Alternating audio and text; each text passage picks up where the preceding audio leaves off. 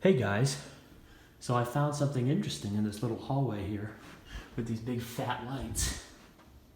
A tiny ConTech, a 36-inch ConTech. I've never seen a ConTech that looks like that with curved blades and that small. It reminds me of my Canarm. It's really cool. Oh, hey, there's a control for it. This hallway has seen better days. Wonder if it works.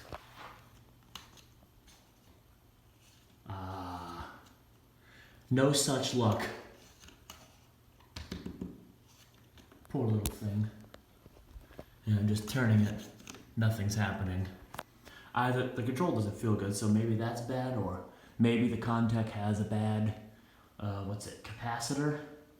Judging by the state of this place, probably both.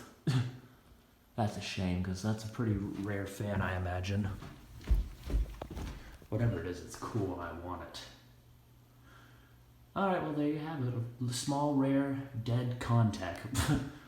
Thanks for watching, and rest in peace, little guy.